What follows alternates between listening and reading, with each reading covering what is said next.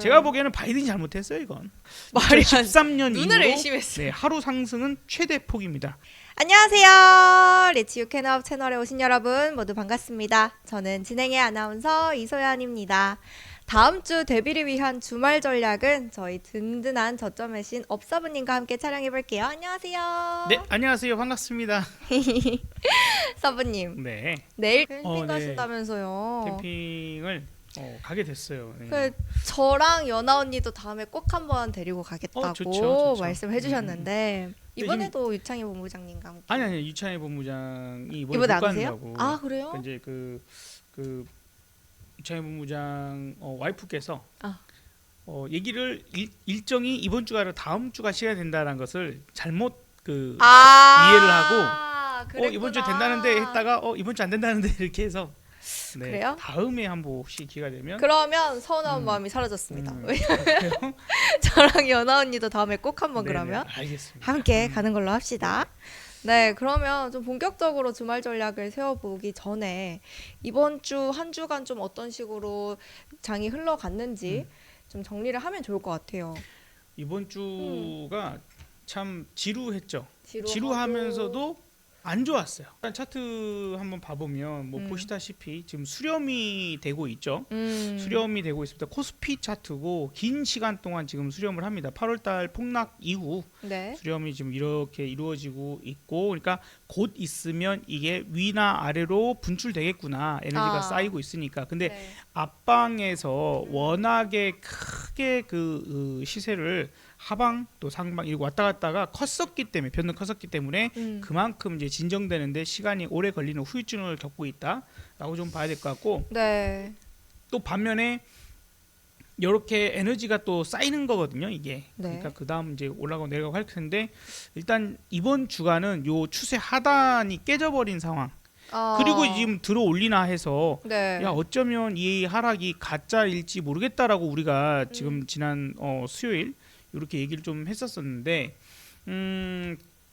가다가 지금 오늘도 그래요. 그니까요. 네, 그죠. 지금 금요일 기준에서도 네. 올라서는갑다 했는데, 좀 확대해 보면 올라서는갑다 했는데 막판에 또 실패 이렇게 하는 그런 모습입니다. 코스닥도 마냥 좋지 않은데 마찬가지죠. 안 좋죠. 이것도 지금 이렇게 보면 이렇게 해서 사실 이게 며칠 네. 전에는 지금 코스피에 비해서 떨어지는 게 별로 없었을 때, 네. 야 이거 떨어지면 무섭겠다 코스닥이 상대적으로. 네. 왜냐하면 이런 식으로 코스피와 코스닥 같이 수렴되는 과정을 겪어간다라고 하면 떨어질 폭이 코스닥이 훨씬 많다 했는데 이게 아니나 다를까 이렇게까지 와버린 거죠. 반면에 이제 요 하단에서 지지 테스트가 이루어지고 만약에 성공한다라고 하면 다시 한번 요 위에까지 노려볼 수 있는, 혹은 적게 가게 된다라면 내려오고 있는 연두색 이 60선이고요. 네. 그 다음에 노란색 선이 21선인데 그런 정도까지는 한번 갔다가 거기서 방향을 결정할 수 있는 상황이 될 거고, 지금 조건적인 부분은 별로 좋지는 않아요.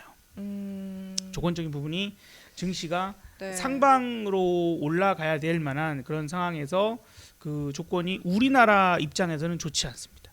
이제 미국은 미 대선이 이제 코앞에 있죠. 그렇죠. 이제 한 10일 정도 남았어요. 얼마 안 남았습니다. 11월 5일 이제 미 대선이 치러지고 그 다음 날 6일이 FOMC가 네. 있고, 뭐 그러다 보니까 그 빅 이벤트를 앞두고 아마도 아직은 이제 시장이 방향을 명확하게 결정하지 못하는 상황인데, 네. 현재로서 미국 대통령이 누가 유리하다라고 지금 혹시 알고 있어요? 제가 알기론 도널드 트럼프라고 알고 있습니다. 그렇죠. 도널드 트럼프가 지금 이제 뭐 베팅 사이트나 이런 데들이 그냥 일반 언론사에서 그 설문조사했다 어쨌다 하는 것들을 우리가 100% 신뢰하기는 어렵거든요. 그렇죠. 근데 이제 사람이 진짜 그 전문 그 도박꾼들이 있어요. 이거를 이제 그냥 단순히 도박꾼들 생각 이게 아닙니다, 여러분들. 진짜 정말 많은 데이터 자료나 이런 것들을 다 해가지고 정말 돈이 어마어마한 어마어마한 사람들이 그렇군요. 그런 것들을 다 활용해가지고 하는데, 이들의 그걸로 봤을 때는 약 62%에서 65%가 트럼프가 대통령이 될 거야의 베팅이 지금 되어 있는 그런 상태이고, 우리가 보기에도 네. 우리가 지난번에 한번 얘기를 했지만 해리스라는 인물을 과연 우리가 언제 알게 됐는가?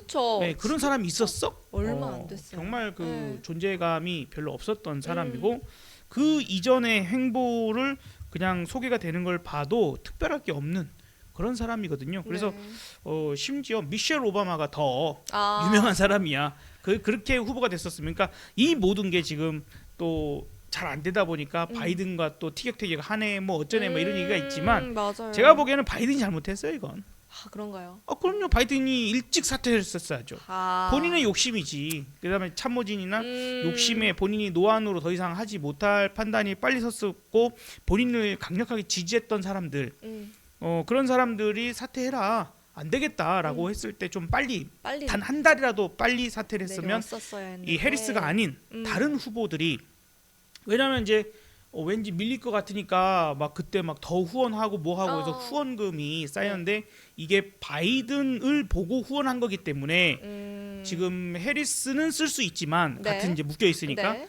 해리스가 선거 자금으로 쓸 수 있지만 그 외에 민주당 다른 후보가 올라오면 쓸 수가 없거든요. 아하. 그래서 그 돈이 아까워서 혹은 시간도 어떻게든. 부족하든 이러다 네네. 보니까 해리스가 될 수밖에 없었던 상황인데 그러니까 결국에는 바이든이 잘못한 거죠.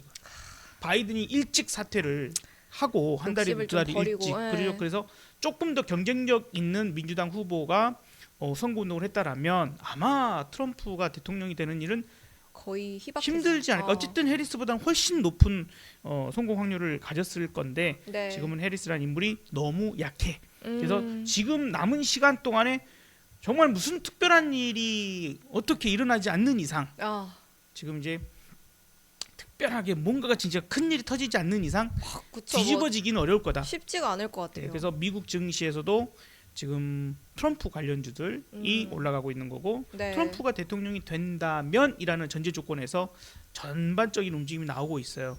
그래서 우리 시장이 못 가는 이유도 그런 부분이 있고 특별하게 관세가 가장 일단 첫 번째로 떠오르죠. 네. 관세가 올라. 그다음에 우리나라 또 국방비, 주한미군에 대한 국방비도 뭐 13조 원 뭐 이렇게 얘기를 그렇군요. 하니까 5배다 뭐 9배다 뭐 이렇게까지 얘기가 나오고 네. 구체적으로 어떻게 될지 몰라. 더군다나 이제 북한 문제도 네. 지난번 트럼프가 대통령일 때 우리나라 패싱 당하고 우리는 그냥 운전해서 이제 뭐 이렇게 해주는 역할밖에 안 되고 네. 김정은과 트럼프가 다이렉트로 맞아요. 뭔가가 왔다 갔다 하는 네. 우리는 뭐야? 뭔데? 우리야말로 정작 거기에 껴야 되는 그런 입장인데 얘네들도 북한도 이제 야 남조선 이래 필요 없어 빠지라고 뭐 이렇게 빠지라고. 빠지라고. 아우, 진짜. 그리고 이제 내래 또람프 다 직접 얘기하갔어.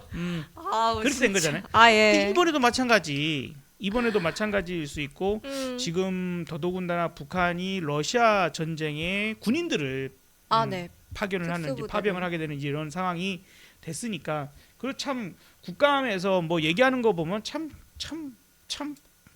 예, 예. 꼴보기가 예. 그렇더라. 예, 아니, 예. 단어가 생각이 안 났어요. 저도 어떻게 해야 파병을 될지. 했는데 이거에 대해서 어떻게 뭐 그러면 저는 파병으로 보지 않습니다. 용병입니다. 파병이 중요해. 용병이 중요해. 그건 일단 중요하지 북한 군인들이 지금 전쟁에 참여하고 있다라는 것 자체가 중요한 건데. 그렇죠. 그런 그런 그래서 워딩 중요치 않아요. 어쨌든 그것들이 현재까지 이전까지만 하더라도 그냥 북한이 우리한테 특별히 뭔가가만 없으면 리스크가 크게 부각되지 않는 상황일 수 있었는데 이제 새로운 또 뭔가를 대비를 해야 되는 상황이 돼버렸고 북한이 그냥 무기만 지원하는 게 아니라 병력이 가는 그런 네. 상황이 되면 이때까지 얘네들도 6.25 전쟁 이후로 실전 경험이 뭐 이렇게 크게 쌓이거나 이런 노하우가 쌓일 상황이 아니었는데 네. 이번에는 실전 전쟁에 참여함으로 인해서 또 노하우가 쌓일 수도 있고 그럴 그다음에 수도 있죠. 뭐 말 그대로 이제 용병 한 명당 뭐 200만 원, 300만 원씩 준다고 400만 원. 하니 네. 그러면 뭐 200억, 300억 이게 지금 들어온다고 하잖아요. 네. 그럼 또 어쨌든 또 새로운 자금이 생기는 거고 더군다나 지금 그 러시아한테 얻어낼 것은 오히려 북한 입장에서는 돈도 돈이지만 기술, 그렇죠. 국방 네. 기술. 네. 그래서 무기가 좀 더 정교해지거나 파괴력이 커진다거나 뭐 예를 들어서 지금 가장 필요하다라고 생각되는 것 중에 하나는 이걸 거예요. 어떤 거요? 이때까지는 뭐 북한의 탄도 미사일이 뭐 날아가면 미 본토까지도 위험할 수 있어, 네. 할 수 할 있어였어요. 수도 있어. 예, 근데 이제 그렇게 되려면 북한이 미사일을 쐈다. 네. 그러면 대기권 밖으로 나갔다가 다시 들어와서 이제 정교하게 목표를 타격을 해야 되는데 그 기술력이 매우 어려운 거거든요. 쉽죠. 대기권 바깥으로 나갈 수는 있는데 네.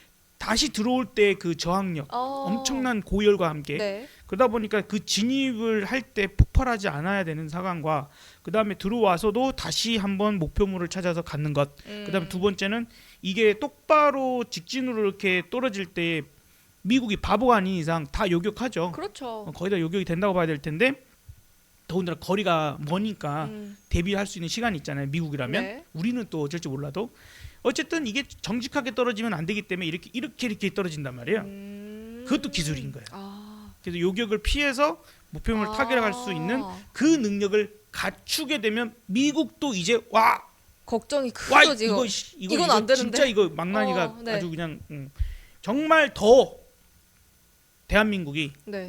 얘네들 말로 남조선들이 필요 없어 저리 가라고 이제 완전히 하고 네. 진짜 미국하고 다이다이. 미국 역시도 아 이거 맡겨서는 안 되겠다 내가 진짜 직접 어떻게 해야 되겠다라는 그런 생각을 가질 것 같은데 그런 것들을 준비를 하는 게 아닌가. 우리는 뭐 국방 전문가는 아니니까 일단 그런 생각에서 이 점점점 그러면 우리의 어떤 역할이 뭔가가 더 해야 될 상황이 오는 거죠.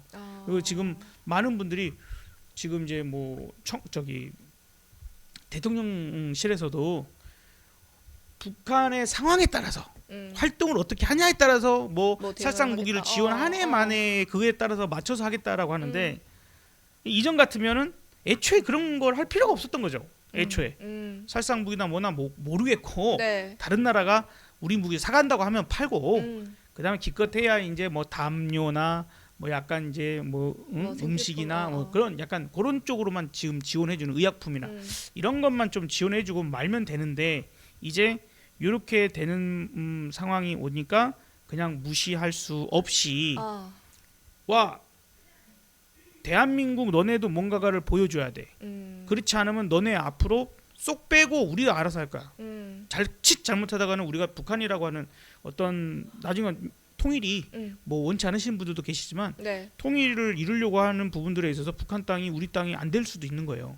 자칫하면 그럴 수 있죠. 이게 그러니까 그런 부분들에서는 이제 역할적인 부분들이 상당히 우리가 해야 할 것들이 생겨버리는 상황 이런 것들이 있다는 거죠. 근데 또 한편으로 복잡한 거예요. 그러면 이제 우리가 러시아랑 북한보다도 러시아랑 엄청나게 척을 지는 상황이 돼버릴 거 아니에요. 그렇죠. 그러면 나중에 시간이 지나서 기후가 지금 따뜻해지니까 지구 온난화로 인해서 빙하가 엄청나게 녹고 있다는 건 알죠. 네. 어마어마하게 녹고 있어요. 그러면 이제 러시아가 그동안은 고립돼 있었어요. 바닷길이 열리지 않기 때문에 고립돼 있었어요. 네네. 그죠? 그래서 기껏해야 블라디보스톡 같은 그런 부동항이 네네네. 엄청나게 중요했던 건데 어쨌든 이 태평양이나 어디나 이렇게 진출하기가 매우 어려웠는데 북해가 열리는 거야 지금.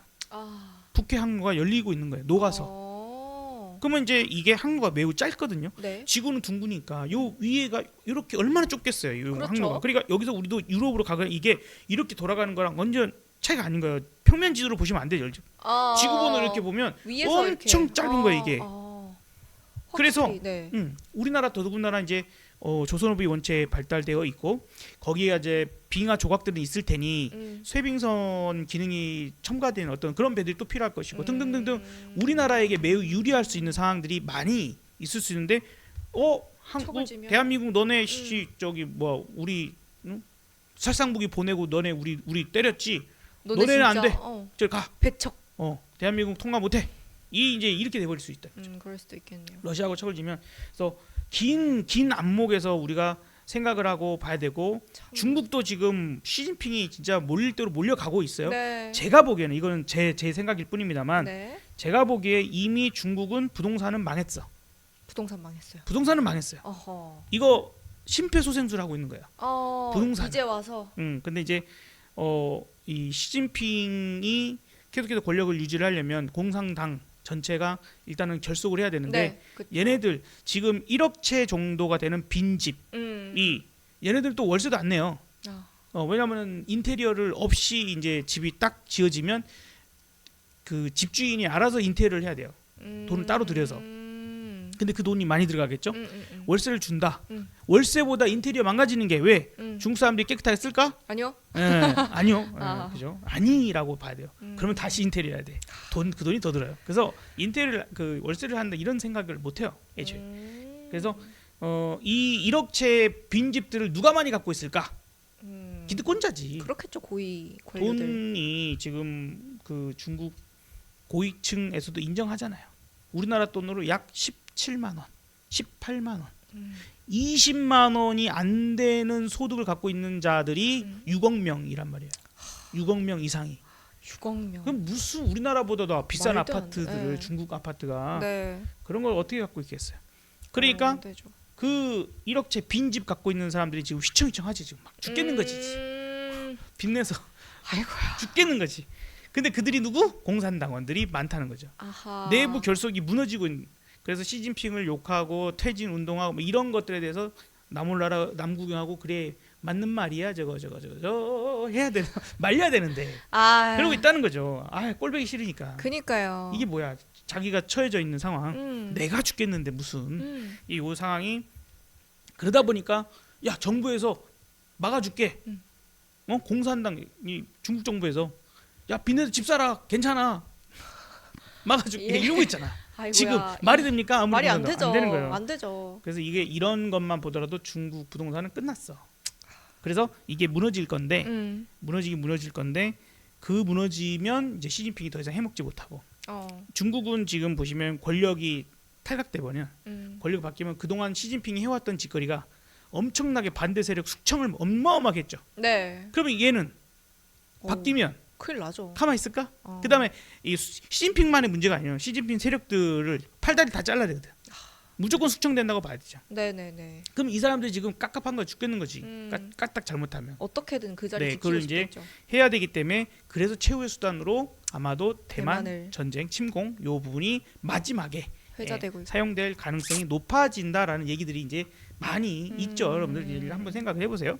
진짜 이 시나리오가 부동산 진짜 무너지는 그 상황들이 정말 오고 막을 수 없는 상황이 오면 그때 이제 그 직전에 아마 그런 짓을 할 가능성이 있다. 뭐 당장 뭐 올해 내년 내후년까지는 아닐 수 있어요. 근데 네. 혹시나 3년 이후 3년 정도 4년 후에 정도는 정말 위험해질 수 있는 상황도 있으니까 한번 생각을 해봐야 될 부분들이고 그때 가면은 대만 해협 그 바닷길이 막히는 중국과 대만 사이 길이 바닷길이 막혀버리면 우리나라의 순간적일 수 있지만 GDP 성장률이 마이너스 20% 30%까지 간다. 아이고.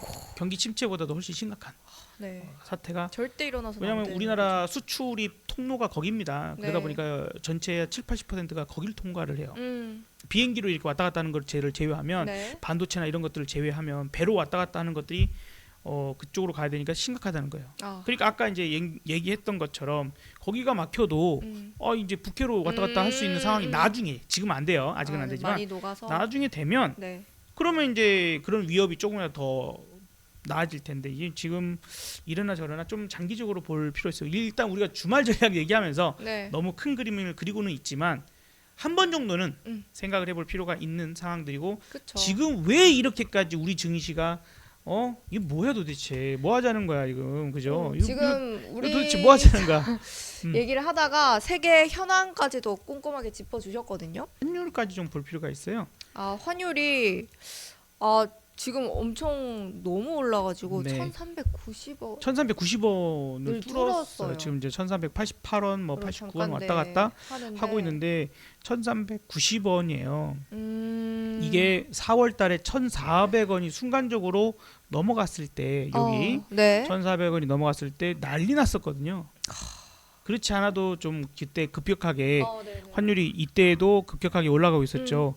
여기서 미국의 GDP 성장률이 매우 낮았어요. 1.6%인가?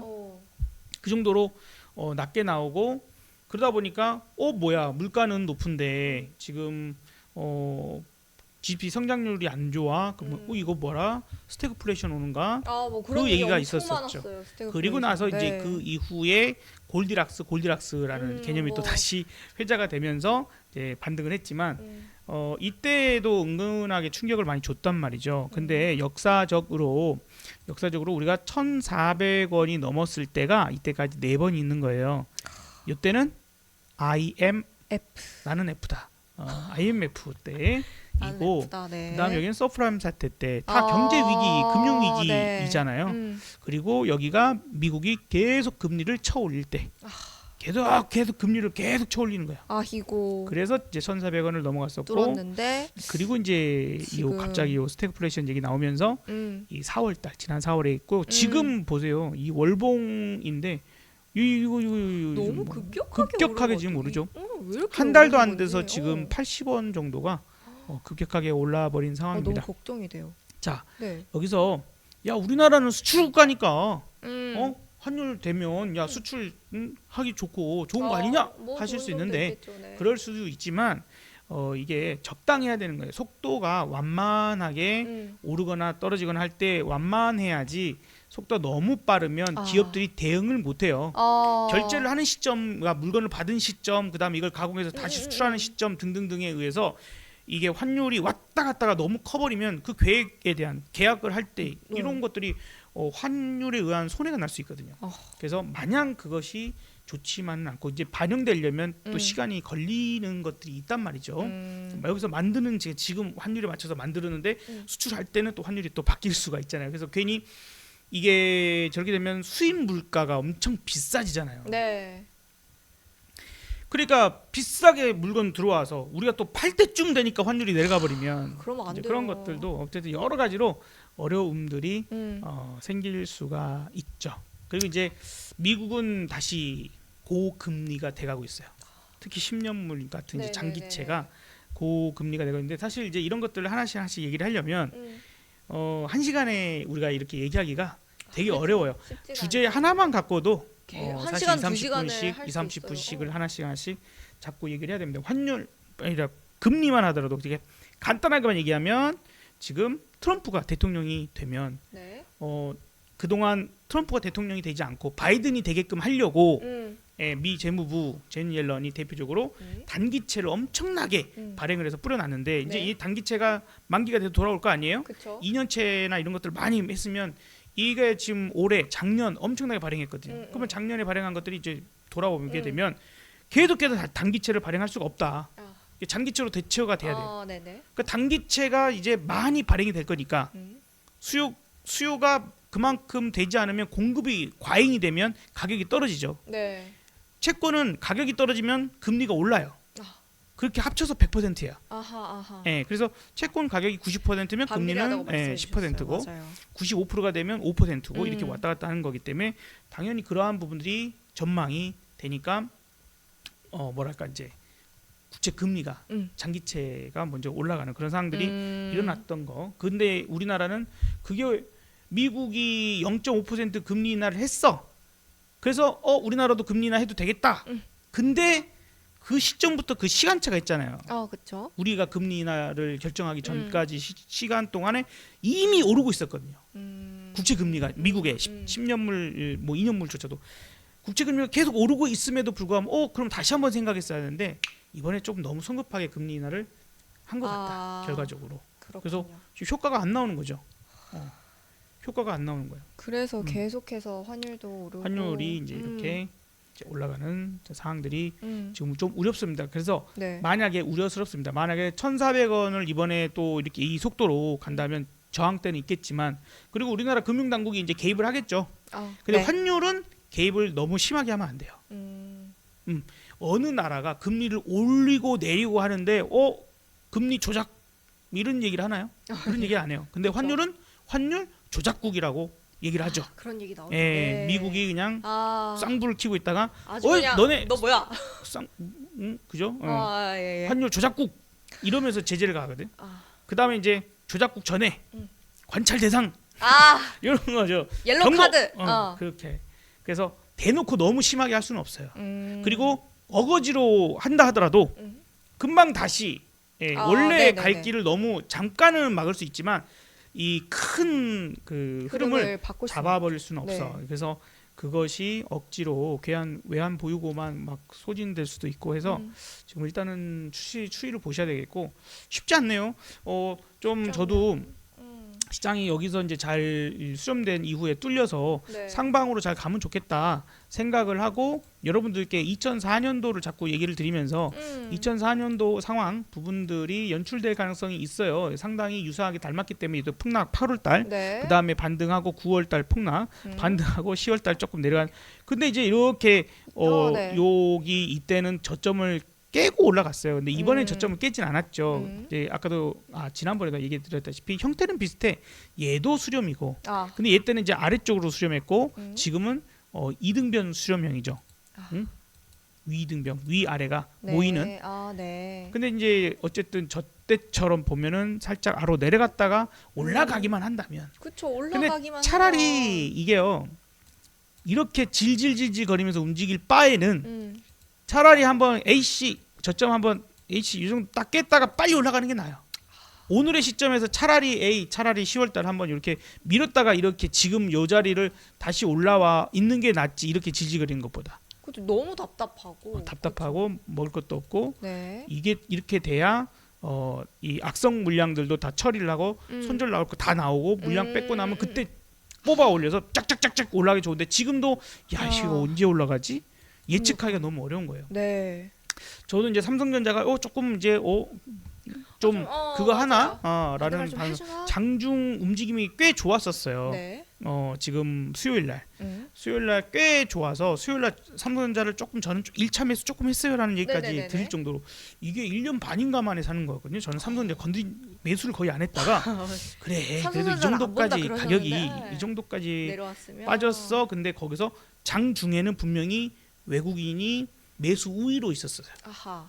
장 끝나고 보니까 시간외나 이렇게까지 다 계산해 보니까 합치니까? 결국에는 또 매도 우위였던 맞아요. 거야. 아이고. 규모는 작았지만. 네. 그러더니 그 뒤로 지금도 오늘까지도 매도를 이어가는. 그래서 30거래일 동안 매도가 연속으로 나왔던 게 마무리였나 했는데 33일째 지금 그렇게나 이어지는 상황이 돼서 아직 이게 삼성전자가 정신 차리는 상황이 오지 않으면 쉽지 않다. 하이닉스도 어떻게 보면 약간 운이 나쁠 수 있죠. 이 실적 좋은 거 알잖아요. 네. 그리고 내년에는 더 좋을 거라고 그러고 그렇죠. 더군다나 이번에 좋은 소식까지 네, 좀 호재가 있어요. 테슬라에 1조 가까이 AI 칩을 공급하겠다. 뭐 이런 것들이 발표가 맞아요. 돼가지고 테슬라도 독주를 하지 않을까 네, SK 테슬라도 지금 보면은 테슬라도 요번에 실적이 무지막지하게 좋았죠. 좋았죠. 그래서 주가가 하루에 22%를 그러니까요. 올라가는데 이게 11년 만에 나오는 최대 랠리예요. 엄청 급등했어요. 네. 22%를 올랐단 말이죠. 말이 안 2013년 눈을 이후로 의심했어요. 네, 하루 상승은 최대 폭입니다. 그만큼 예상치 별로 시장이 좋지 않게 봤던 상황이었는데 3분기 시장 예상을 뛰어넘는 호실적을 냈는데 내년에는 여기에서 20% 이상을 성장할 것이다라는 전망까지 이제 나오면서 그것이 이 정도면은 괜찮은데 이제 성장한데 더 좋다고 하잖아. 그러면서 올라가는 그런 상황들이 나왔다는 거죠. 그래서 나머지들은 또 그다지 또 썩 좋지 않았어요. 테슬라 혼자 나홀로 상승하듯이 지금 미국도 얘가 앞서거니 뒤서거니 이렇게 하고 있지 팡팡팡팡팡팡 같이 쳐주면서 신고가 행진을 하는 건 아니거든요. 네. 그런 부분들이 있어요. 근데 어쨌든 테슬라가 내년에도 성장하고 좋아 그렇게 되는데 갑자기 들리는 이야기가 SK 하이닉스 SK 하이닉스도 지금 3분기 영업이익이 7조 원으로 사상 최대잖아요. 근데 내년에는 더 좋을 거야. 좋을 거라고 예상을 하고 내년에 있어요. 또 AI 반도체 시장이 더 확대될 거다. 그쵸? 이렇게 얘기를 좀 하고 있는데 지금 테슬라의 서버용 이 SSD 장기 납품이 논의가 되고 있는데 테슬라가 약 13조 14조 원을 앞으로 투입을 할 건데 그중에 1조 원 정도가 이 수혜를 받아볼 수 있는 SK 하이닉스. 그러니까 엔비디아에만 납품하는 게 아니라 그쵸. 이 반도체이니까 그다음에 우리 빅테크 기업들이 쭉쭉쭉 있잖아요. 그러니까 고객이 누가 될 수도 있는 거죠. 누구나. 그래서 애플이 될 수도 있는 거고. 네. TSMC의 최대 고객이 엔비디아가 아니라 애플이에요. TSMC의 고객 1위는 1위가 애플이고 2위가 엔비디아. 네. 그래서 지금 뭐 칼자루 뭐 불화설이 있을 때 어, 누가 어. 칼자루 쥐고 있냐 뭐 이런 얘기도 있었는데 네. 어쨌든 SK 하이닉스 입장에서도 그러니까 이런 얘기들에서 다 삼성전자가 빠져 있는 거예요. 그러니까요. AMD랑 지금 뭐 해갖고 제품 어. 만드는 게 좀 있고 그런데 네. 아무튼 요번에 그 테슬라가 SK 하이닉스에다가 대규모 ESSD라는 이 장기 공급을 요청했다라는 소식이 좀 정해지니까 아마 이제 우리가 엔비디아만 바라보는 게 아니구나, 그죠? 여기에도 상당히 비빌 언덕이 커지는. 그러니까 SK 하이닉스가 더 앞으로도 좋아질 수 있는. 그러니까 이제 20만 원이 넘어서서 네. 이런 상승을 하는 나오죠. 그래서 지난번 폭락하고 막 빠지고 막 17만 원, 16만 원 깨지고 막 이랬을 때 저는 삽니다. 저는 샀어요. 맞아요. 이미 샀다. SK 하이닉스다. 갖고 단타까지 친다. 계속 무조건 밀리면 산다. 계속 했던 것이 네. 이제 이러한 내용들에다가 역시 테슬라는 몰랐지만 호재가 계속 더해지는 게 20만 원은 그냥 금방 가겠다 했는데 역시나 20만 원을 가고 오늘 또 넘어서고 목표를 그래서 원래 제가 목표가 22만 원이었어요. 목표가가 네, 여기서부터 22만 원. 볼 때 갑작스럽게 8월에 이렇게 탕탕 이틀 동안 빠지는 바람에 내려 떨어졌었지만 이쪽에서 갖고 있을 때부터 22만 원이 목표였어요. 근데 어쨌든 탕팡 떨어지면서 밑에서 왕창 잡아가지고 다행히 여기 저항대이니까 이때 좀 잘 팔았고 네네. 또 내려오면서 또 샀다가 또 여기서 또 팔았다가 지금 이제 그 다음에 물량을 많이 못 잡았어요. 여기까지는 잘 먹었는데 지금은 이제 물량이 하이닉스 저 개인적으로 많이 갖고 있지는 않지만 일단 목표는 기본은 22만 원을 보고 네. 24만 원도 넘어갈 수 있다라고 좀 생각을 하고 있어요. 24만 이번 원을. 소식이 이제 이미 그 밝혀진 상황이니까 좀 시간은 걸릴 수 있겠죠. 전고점 깰 수 있을 거예요. 네, 시간은 걸릴 수 있겠지만 정고점까지도 가능은 하지 않을까. 대신에 지금 그런 일이 없어야 되겠죠. 말도 안 되는 악재. 악재들. 말도 안 되는 악재인데 예를 들어서 음. 뭐 우리나라가 전쟁이 휘말린다거나 그러니까 우리가 너무 긴 평화의 시대를 살다 보니까 전혀 상상도 안 되죠. 절대 안 돼요. 절대 안 되죠. 네. 삼성전자 반도체 공장이나 음. SK 하이닉스도 정말 이 국가 산업이잖아요. 어떻게 보면 정말 어, 중요한 너무. 전력적 산업인데 이게 왜 파주나 뭐 이런 지역이 없을까? 연천이나 어떻게 보면 거기 땅값도 쌀 수 있고 사람도 없고 물도 맑고 얼마나 좋아. 부대가 있어. 거기서 이제 공격당하면 가장 먼저 집중 포화를 당할 수 있는 그죠? 그러네요. 예. 가장 위험한 지역들이기 때문에 거기다가 중요 시설을 어떤 산업적인 건설하지 어떤 것들을 않는군요. 하기가 어려운 거예요. 네. 그나마 LG 디스플레이 쪽이 조금 그 서울 위쪽에 의정부 쪽 이쪽에 있는 거지. 그 위로 이상으로 중요 산업이 올라가기는 어려운 거죠. 그렇죠. 그 가구공단 있고 그렇군요. 네, 뭐 이런 것들 있고 그런데 그렇군요. 그런 것처럼 지금 서울에 음. 집값이 폭락을 한다. 아마도 그건 전쟁이겠죠. 아이고야. 이제 우크라이나 키이우를 보면 거기도 공격박 당하고 그렇죠. 그러지 않은 이상은 이제 서울 아파트 문제는 없겠지만 그리고 갑자기 뭐 대사관이 다시 돌아간다 자국으로. 그렇죠. 그런 것들도 있고 임진왜란 때 그 순조인가요? 왕이 도망갔잖아요. 그럼 이제 우리 중요 권력이 계신 분들이 국회의원을 비롯해서 어디론가 평택이나 세종시나 뭐 이렇게 갈 수도 있겠죠. 만약에 그런 사태가 벌어진다고 하면 저는 대통령도 너무 무섭습니다. 서울을 버리고 가는 마당에 허허. 그럴 수가 있겠죠. 아무튼 뭐 청와대에 계시는 건 아니니까 뭐 너무 앞서갑니다. 예, 여러분 알아요. 뭐 너무 앞서가는 얘기지만 어쨌든 이제 그런 상황들이 있나 없나 뭐 지금 이제 그런 식의 말도 안 되는 그런 식의 말도 안 되는 특별한 상황이 벌어지지 않는다면 네. 않는다면은 SK 하이닉스를 좀 매우 긍정적으로 보고 싶고요. 네, 그렇습니다. 그러면은 다음 주 전략을 좀 SK 하이닉스를 어떻게 세워가면 좋을지도. 이제 눌러줄 때마다 네. 매수를 보는 게 어떨까 하는 생각을 해봅니다. 이제 여기서 매듭이 강하게 묶어지는 그런 상황인데 자 다시 차트를 보시면 지금 이제 우리가 가다가 중요한 자리들이 있어요. 아무리 폭락을 해도 받쳐지는 자리들이 있어요. 네. 그러면 이제 예를 들어서인데 이거 이제 그때 거기까지 오진 않았지만 요 아래 보면은 밑에 매우 긴 시간 동안 횡보를 했잖아요. 네. 그죠? 그러니까 만에 하나 이게 더 폭락을 했다 하더라도 요런 구간까지 내려왔을 때는 무조건 잡아보는 거예요. 거기까지 가지도 않았지만. 네. 근데 이게 이렇게 와서 본격적인 상승을 할 때, 그러니까 지금도 이렇게 꾸역꾸역 올라가고 있는 모습하고 비슷하잖아요. 이때도. 네네네. 그러니까 여기 올라왔다 내려오잖아요. 한번 내려오면 여기 매듭을 지었던 자리, 요런 자리들이 오랜 시간 동안 머물면서 단단해진 거죠. 그러니까 그런 자리들이 매수하기 좋은 자리. 이렇게 네. 이렇게 주죠. 살짝 주고 올라가죠. 그러니까 이번에도 만약에 이제 이 매물들이 아래쪽으로 단단해지는 구간이니까 뭐 막상 내가 못 잡았는데 도망갔네 네. 하더라도 내려온다라면 잘 보고 있다가 잡을 준비를 해야 되고, 현재는 현재는 이제 저 위치라고 하면 네.